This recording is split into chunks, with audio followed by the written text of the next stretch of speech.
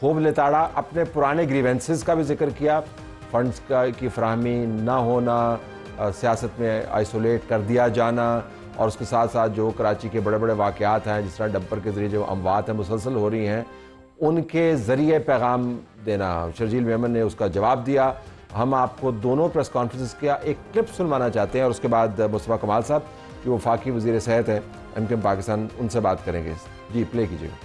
सिंध में एक तरफ वो तबका है जो 97% बजट सिंध का बना के दे रहा है, उसका इस्तेमाल पर 1% भी इख्तियार नहीं। हमारी सियासी स्पेस 14 साल में तो लूट लिया गया। किसने कहा था कि बल्दियाती इंतखाबात का बायकॉट करे? कराची बारूद की ढेर पे आबाद एक शहर है। आपने माजी में हजारों बेगुनाह लोगों का कत्ल किया है। जिस हॉर्स पावर के डंपर्स हैं उसकी शहरी इलाकों में चलने की इजाजत नहीं है। कोई एजेंडा मौजूद नहीं है MKM के पास। कभी जो डंपर्स के एक्सीडेंट्स हो रहे हैं या बाकी एक्सीडेंट्स हैं उसको जवाब बना के कोई बदअमनी की जाए। बदअमनी की असल वजह चोर और सिपाही दोनों का गैर मुकामी होना है। हम ना ही अफरा तफरी को होने देंगे, ना ही हम बदअमनी को होने देंगे। सड़कें आखिरी ऑप्शन है हमारे लिए। मुस्तफा साहब, ये तो बड़ी ज़बरदस्त आपने प्रेस कॉन्फ्रेंस कर दी।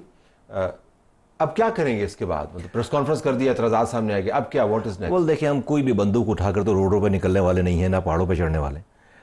बातें करते रहेंगे, बोलते रहेंगे, याद दिलाते रहेंगे, और सिर्फ जो लोग देखें, इसका जवाब देना, पीपल्स पार्टी हमसे हमारी कोई दुश्मनी नहीं है।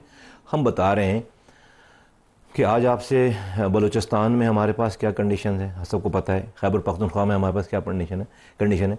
ये कंडीशन आज से 10 साल पहले कराची की थी। रोज़ाना 15-20 लाशें गिरती थीं। ना मारने वाले को पता होता था कौन मार रहा है, ना मरने वाले को पता होता था। इस MKM ने हमने ये बहुत बड़ा ब्रंट लिया है अपने ऊपर। एक पूरी रेडिकल चेंज है उस जगह पे। जिन वजूहात के बिना पर आज से 40 साल पहले जिसका आप हमें ताना देते हैं ना, जिस जो MKM बनी थी, वो वजूहात, उन वजूहात को आज आप 1000 टाइम मल्टीप्लाई करते हैं तलत भाई।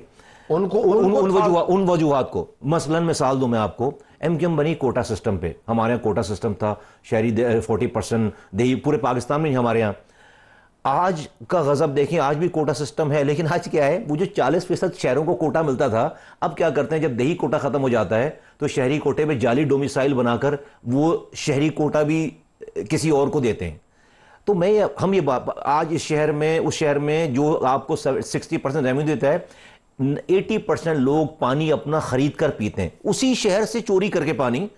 हजारों की तादाद में टैंकर्स हैं, हमारी पानी हमें चोरी करके। अब ये मेरा काम तो नहीं है, जो हुकूमत वक्त है, जो सिंध गवर्नमेंट है, जो लोकल गवर्नमेंट, ये उनका काम है। मेरे ज़माने में टैंकर्स रिड्यूस हो गए थे। मेरे ज़माने में 80% घरों में पानी आता था, आज 80% घरों में पानी नहीं आता। हमारे ज़माने जब MKM के पास ये शहर था, तो ये शहर दुनिया के 12 तेजी से तरक्की करने वाले शहरों में शामिल। बल्दियात लड़ लेते हैं ना।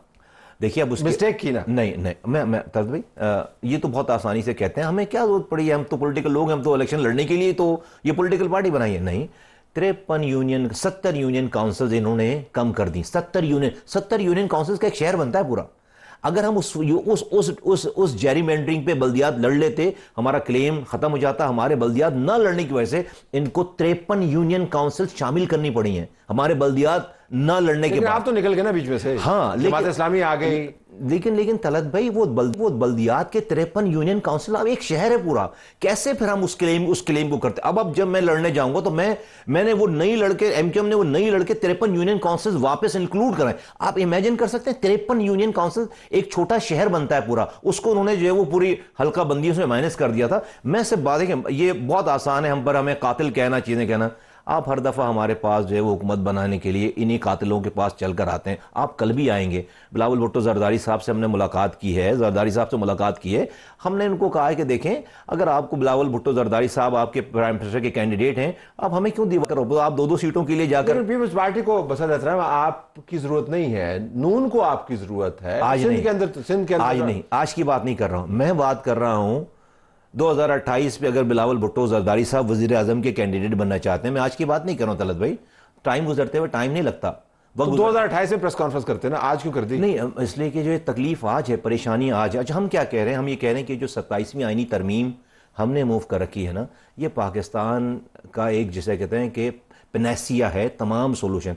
आज आप जब कहते हैं कि आप इख्तियारात और वसाइल डोर स्टेप पे लेकर जाना चाहते हैं, तो मेरा सवाल अगला होता है कि भाई कैसे? MPS को फंड देकर, MNAs को फंड देकर, वजीर आला अपने हाथ से नहीं कर सकते। दुनिया ने नहीं किया है काम। दुनिया 300 साल 400 साल पहले समझ गई कि लोकल मुकामी हुकूमतों को मजबूत किए बगैर इख्तियारात और वसाइल और गवर्नेंस डोर स्टेप पे नहीं ले जा सकते। स्कूल, तालीम, डिस्पेंसरी, पानी, सीवरेज, रोड इंफ्रास्ट्रक्चर, ये आपको नीचे दे। आप 7,600 अरब रुपए सूबों को मिल रहे हैं इस बजट। 7,600 अरब रुपए 4 लोगों के पास हैं तलत भाई। उसके नीचे कोई मैकेनिज्म ही नहीं है। NFC अवार्ड से पैसे लेते हैं, PFC अवार्ड नहीं है। ये बातें हम उस आईनी तरमीम में लेकर आए हैं। अगर आपकी पसंद का निजाम आ भी जाए तो जो सूरत हाल है इस वक्त सिंध में, आपका क्या ख्याल है? पीपल्स पार्टी आपको जीतने देगी? वो जीत जाए, पीपल्स पार्टी जीत जाए। यही तो इसके अंदर भाई, लाड़काना से तो हम नहीं जीतेंगे, खैरपुर से तो हम नहीं भाई, पीपल्स पार्टी के मुकामी लोग जीत जाए ना उस UC चेयरमैन को जो कि पीपल्स पार्टी का है। लेकिन आपकी प्रेस कॉन्फ्रेंस तो आज लूट मार के इल्जाम से भरी हुई थी। यानी आप ये कह रहे हैं कि वो वहां पर जो मर्जी होता रहे, जो आप कहते हैं हमारे हल्के हैं उनके अंदर मामला ठीक रहे। नहीं, आपने जीतने की बात की ना, मुझे किसी की जीतने पे एतराज नहीं है। मुझे जो है वो एतराज निज़ाम पे है, सिस्टम पे, निज़ाम over centralise way of management पे एतराज है। मुझे डिसेंट्रलाइजेशन चाहिए, जो कि आपके आइन का आर्टिकल 140 ये कह रहा है, और हमने उसको एलोबरेट करके और 27वीं आइनी तरमीम में उसको लिख दिया है हमने सारा कुछ, कि आज आप जो है वो दूर दराज इलाकों से बैठकर आप जो किसी गली कुचों के फैसले करते हैं, ये मंजूर नहीं है। हम कराची हैदराबाद नहीं जीतेंगे। देखें, आपके पास टाइम डेफिनेटली नहीं है। अगर आप इनके 2015 के वोट निकालें और 2020 के वोट निकालें, दोनों वोटों में कोई फर्क, हाँ सीटें बढ़ गई हैं। जो सीटें MQM 20,000 वोटों से जीतती थी, ये 1200 वोटों पे जीते हैं। नंबर आपको लगता है कि जमात इस्लामी कितने नंबर हो गए? 100 सीट होंगे। मालूम तो कह रहे हैं 100 सीटों के नीचे वोट कितने हैं? MQM जिस दिन आएगी अपने नंबर पूरे लेगी, नहीं होंगे दोनों। अच्छा, जरा वापस आइएगा। तो आप तो वफाकी काबीना का हिस्सा हैं। ये तमाम मामला जो हैं आप बजरिया हुकूमत पीपल्स पार्टी के साथ कर सकते हैं, क्योंकि वो भी हुकूमत चलवाने में मददगार रोल कर रहे हैं और आपका भी रोल उसके अंदर है। तो ये बाहर लाने की क्या ज़रूरत है? पब्लिक डिस्प्ले करने की क्या ज़रूरत है? उनकी तरफ से जवाब आ गया, फिर हमें प्रोग्राम करना, अच्छी बात है हम प्रोग्राम कर रहे हैं, लेकिन हम किसी और मौजू पे कर लेते ना। हाँ सही। आप देखिए, शायद ये वाली कोशिशें हुई होंगी ना, ये कोशिश हुई, शायद हुई है, यकीनन हुई है। ये कोशिशें हुई हैं कि भाई बोला जाए बात की। 1 साल के बाद तो हमें क्या जरूरत पड़ी है? अब हम थोड़ा सा कह रहे हैं कि भाई लोगों को अपनी कॉन्स्टिट्यूंसीज को बताना चाहते हैं कि भाई हम ये काम कर रहे हैं, और हमने ये काम करके अब हमारे पास, मैं तो अपने लोगों को हथियार उठाओ और सड़कों पे आ जाओ, रोड ब्लॉक करो, ये तो नहीं काम कर रहे। हम तो यही कर सकते हैं, बार बार गुफ्तगू कर सकते हैं, बात कर सकते हैं, ये प्रेस कॉन्फ्रेंसेस कर सकते हैं। इसको बुराई में लेने के बजाय लोगों को इसकी जायज बातों को सुनना समझना चाहिए। मतलब तो आपने जो अभी तक रिस्पांस है, आपको लगता है कि सिस्टम ने आपको वैसे ही ट्रीट किया है जैसे आपकी तवक्को थी? क्योंकि रिस्पांस तो बड़ा सख्त है शजील मेमन साहब का। आप रद्द-ए-अमल ना दें, हमें रद्द-ए-अमल चाहिए नहीं, लेकिन आपका जो मतमा नजर था कि हम अपनी बात के जरिए बात को हाईलाइट करना चाहते हैं, वो तो रद्द कर दिया ना। वो तो फिर इल्जाम आ गया आपके ऊपर वापस। देखिए तलत भाई, ऐसा है कि शजील मेमन साहब की जो ड्यूटी है ना, वो तो वो करेंगे, ये उनकी ड्यूटी है। उसके बाद लेकिन डेफिनेटली जो लीडरशिप है और लोग हैं, ऐसा नहीं है कि ये कहीं रजिस्टर्ड नहीं होती। ये तमाम चीज़ें रजिस्टर होती हैं, और सियासत का यही तरीक़ाकार है, मैं समझता हूँ रजिस्टर होती हैं।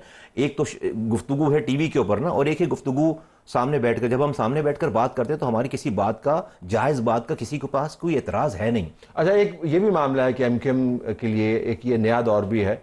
आप बड़े तजर्बात में से गुजर के आए हैं, मुख्तलिफ फैक्शंस रहे हैं। अब वो मामला, मैं आपका एक बयान देख रहा था किसी जगह पर कि आपने शायद ये कहा कि बतदरीज इख्तलाफात कम हो रहे हैं। तो इख्तलाफात मौजूद हैं, कम हो रहे हैं, कोहिजन है आपके पास? बिल्कुल कोहिजन है, हमारे पास ऑप्शन ही नहीं है। मैंने जिस तनाजुर में बात की कि भाई एक ज़माना था चंद साल पहले कि मैं उनके खिलाफ बैठकर प्रेस कॉन्फ्रेंस और उनके खिलाफ बात करता था। आज हम बैठकर एक साथ प्रेस कॉन्फ्रेंस करें तो कितना जो है पैराडाइम शिफ्ट है ना ये वाला। तो इख्तलाफात कम हुए होंगे जब अब वो उस कोहिजन में डेफिनेटली कोई कसर थोड़ी रह गई होगी, वो आहिस्ता आहिस्ता हो जाएगी, वो भी सही। और वो आहिस्ता आहिस्ता क्यों हो रही है? वो जल्दी क्यों नहीं हो रही? अच्छा, वो जल्दी होगी तो शायद आपको तो पुराना साथ भी है ना, बीच में से आपके रास्ते जुदा हो गए। इशू ये है ना कि आई थिंक 10% मसाइल होंगे इश्यूज के ऊपर, कि मैं कहता हूं कि इस काम के करने का ये तरीक़ाकार है, दूसरा कहता है इस काम के करने का तरीक़ाकार है, इसके बीच में क्यों शक्ल निकल आती है, इसके अलावा कोई और इख्तलाफात नहीं। एक बिल्कुल आखिर में ये भी सवाल उठाया जा रहा है कि चूंकि पीपल्स पार्टी ने नहरों के मामले के ऊपर वफाक के साथ सींग लड़ाए हुए हैं और नहरों वाला जो प्रोजेक्ट है तो एमकेएम उनके ऊपर जोर लगा रही है ताकि जो अच्छा आपने नहरों पर एतराज किया ना तो फिर हम कराची में आपको मदद चुकाते हैं। तलत भाई, मैं आपके सामने कह रहा हूँ, रिकॉर्ड पे कहता हूँ कि सिंध के पानी की एक कतरे पे कॉम्प्रोमाइज के हक में हम नहीं हैं। हम पीपल्स पार्टी सिंध के लोगों के साथ हैं। ये पीपल्स पार्टी का मसला नहीं है, ये सिंध के लोगों का मसला है। अभी इस प्रोजेक्ट के खिलाफ है नोट के भाई, अगर हुकूमत के किसी इकदाम से नहरों से सिंध का पानी कम हो रहा है, उसका कोटा खत्म हो रहा है, कम हो रहा है, तो मैं कैसे कह सकता हूं कि मैं जो है वो इसकी हिमायत करता हूं? बिल्कुल हिमायत नहीं करते अगर ये कम हो रहा है। लेकिन डेफिनेटली अभी तो यहां पर बहुत सारी मेरे पास जो इत्तलात है, बातें, वो कहते हैं भाई अभी तो कुछ तय ही नहीं हुआ, अभी तो कोई काम शुरू ही नहीं हुआ, अभी तो चीजें एक बहुत ही कॉन्सेप्चुअल जो है वो कॉन्सेप्चुअल फेज में है, तो वहां से सारी बात हो रही। तो मैं समझता हूं कि जैसे आज हमने बात की और हमारे लोगों ने कि भाई इसका राइट फोरम तो ये जो मफादात, मुश्तरका मफादात का काउंसिल है, वहां पे जहां पे सीएम बैठते हैं, वहां पर करने वाली बात है। फिर बात ये भी आती है कि प्रेसिडेंट जरदारी साहब के सीख के अप्रूवल से ये सारा कुछ हो रहा है। फिर दूसरी बात ये आ रही है कि भाई जहां पर आप बैठकर सारी बात कर सकते हैं, वहां पर ये वाली बात की जानी चाहिए ना। आपके पास तो बहुत पावर है, हुकूमत आपके नंबर से चल रही। तो मैं समझता हूं कि इसके ऊपर भी सियासत नहीं होनी चाहिए। और वो पार्टी जो कम से कम जो है हुकूमत में या हुकूमत कर रही है या हुकूमत में के बहुत सारे ओहदे उनके पास हैं, उनको भी इस वाली बात पर सियासत नहीं करनी चाहिए। बहुत शुक्रिया।